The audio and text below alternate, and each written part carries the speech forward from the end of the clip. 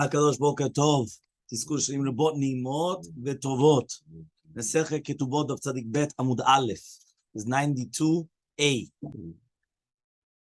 So Kadosh says the Gemara, we were talking about over here that Amar Rami Bar Chama, Tzadik Aleph Amud Bet, just on the bottom it just says, Reuven that he sold a field to Shimon without any achrayut, and then came Shimon and he sold it to Reuven with achrayut. Ve'ata Balchov de Reuven, so the Balchov of Reuven came, and he grabbed it away from him.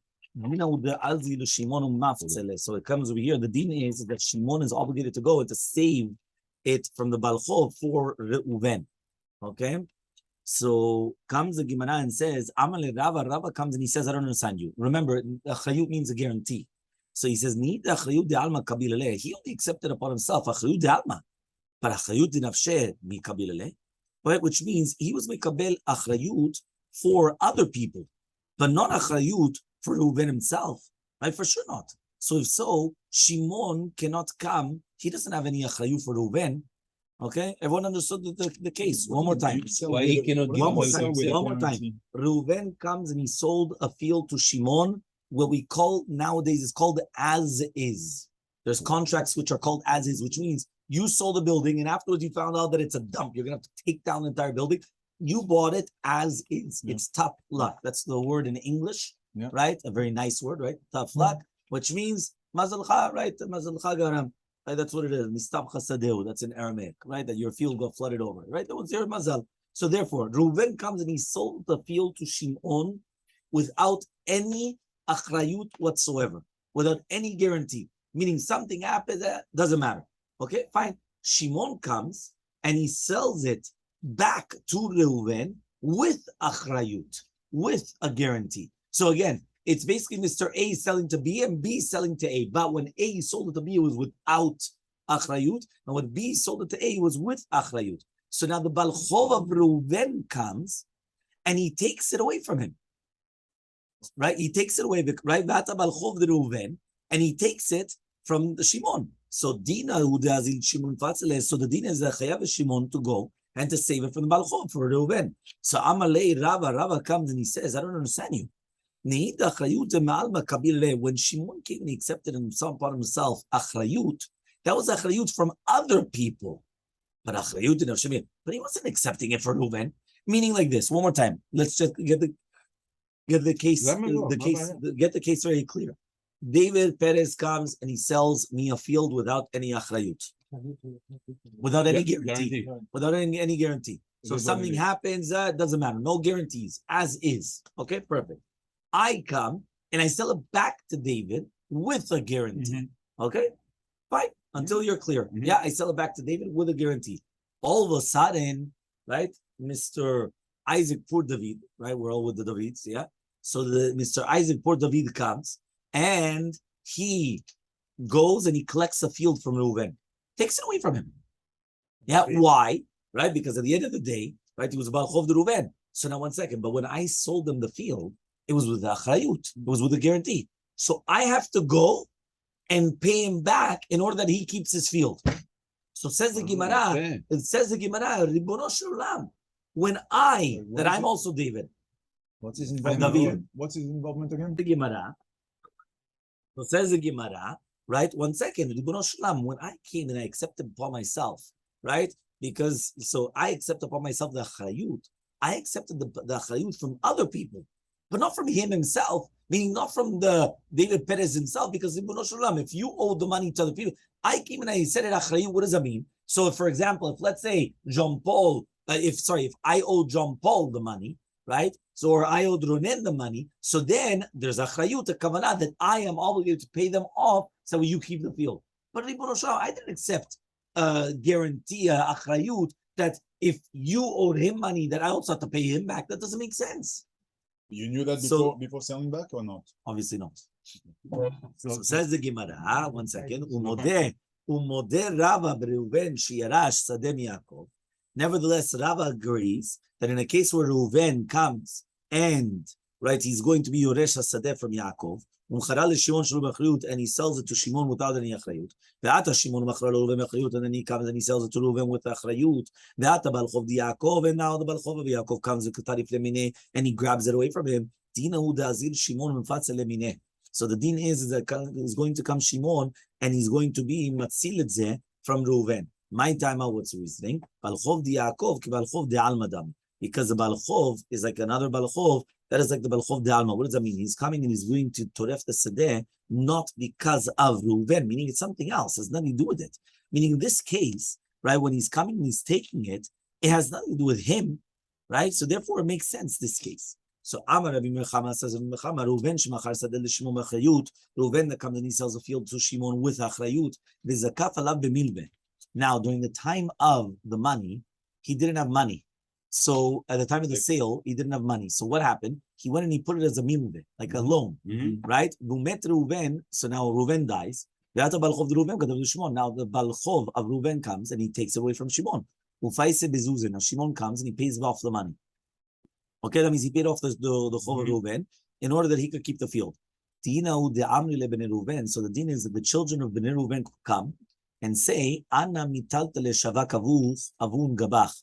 Our father left you metaltalim. Right? What does that mean? The chov of the money is considered like metaltalim, because at the end of the day, it's a loan. A loan is movable object. It's not a field. Right? It's metaltale diatme balchov mishtable. But 1 second, the metaltalim of a yitomim for balchov, it doesn't take into account. So therefore what? So therefore you paid off a debt that you didn't need to pay off. And therefore, we still keep the field. We still keep everything, right? Why? You paid off a debt for us, right? That means this guy lost. This guy lost. And they got double. Yeah, 100%, because this guy had to pay up a debt that they didn't have to pay back. So Amar Rava says, it's not fair. It said before you pay off a debt for anybody, make sure that they're the obligated. Right, but they need to tell him. He comes and he says, if the guy was smart, he comes and he says, Amar Rava, if he was going to be so smart, he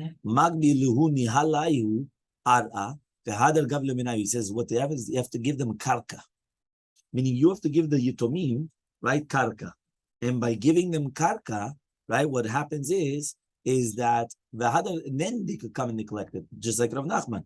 It says Rav Nachman, he comes and he says, right, the Amar Rav Nachman, right? Amar Rabbi Yitomim shegavu karka b'chovat aviyim. When you have Yitomim that they collected karka in the chov of their fathers, right? Balchov chozer v'goveh otam mehen. The balchov will come and he will collect it again from them. So Amar Rabbi comes and he says, so what happened? Basically, what you do is you do like a trick. What do? You give them a piece of land, right? Exactly. You give them a piece of land. Once they have a piece of land, now they can collect from the land, and now they collect. Now you can pay them off. So he says, Amar Rabbi comes and he says, Reuven shemachar kol sadav l'Shimon. Imagine right now, Reuven comes and he sells all his properties to Shimon in one shot. Now comes Shimon, he sold one field to Levi. So now the balchov of Reuven comes. He could collect from whatever he wants. He could either collect from the fields that still Shimon has, or from the field that Shimon sold to Levi, whichever one he wants. But what is then? What are we talking about? Only the Zavna Benonit, only if he sold a field, which was Benonit. Aval Zavna Idit v'Ziburi, but if he sold Idit v'Ziburit, which is basically the best and the worst, right? So then you cannot collect it from Levi. The Matzi Elmaleh, he could say, now I understand why he was coming and selling a field which was not, that you can't even sell. Or Benonit Nami, and even Benonit, Lo Amran, Ella de lo Shavat Benonit de Kavata, only if you didn't leave the Benonit, right, which is going to be like it. Okay? Tzadik bet amud bet, right? 92b. Aval, Shavak Benonit de Kavata, but if he did leave Benonit by him, Matzi Elmaleh, so then you could tell him, I left your place where you could collect. Meaning, I could always say, listen, I left your place, collect from there. What are you collecting from here? Okay, and then that's it. So basically, that's what I was saying. Rabbi comes and he says, Reuven comes and he sells a field to Shimon with a guarantee. And comes the balchov of Reuven and he grabs it away from him. So he has to pay for it. He can't say that you're not baldvarim didi. Why? Because he could tell him, he says, everything that you're taking away from Shimon is going to come back to me. Why? Because since I was mekabel achrayut on this, so he's going to tell me now I have to pay it up. And some people say, right? Even if it's not going to be with achrayut, also the same name. Because I don't want him to have any complaints on me. Sometimes people just don't have a complaint, give it to them. They don't want technically minadin, you're not obligated to, but just The headache. The headache. Out of there. I don't want, for the rest of his life, he's going to start saying, you know what, take it. That doesn't, you're not obligated. Doesn't matter. Just do it. Yeah? You have to be also careful of that. There's some people that say, so he says, well, I don't want a taromet, I don't want any complaints. So I'm going to buy a comes and he says, a sikim. So imagine right now to the Gimel Amud Aleph, right? So basically, Abaye comes and he says, Reuven, that he comes and he sells a field to Shimon without any guarantee. And then they came out a sikim. What is a sikim? Or basically, they come and they say, well, he wasn't the owner. That he didn't have a chazakah. Yachol lachzor bo. Right, we're going to go into the Mishnah. Yeah, where it says Yachol lachzor bo, he could retract. Mishizikba, once he has a chazakah in it, and Yachol lachzor, then he cannot retract. Mishum damale b'zi could tell him, Chayta de kitre savart v'kibad. He says, what? A sackcloth full of shanim and everything. Right, you accepted. So when is the chazakah?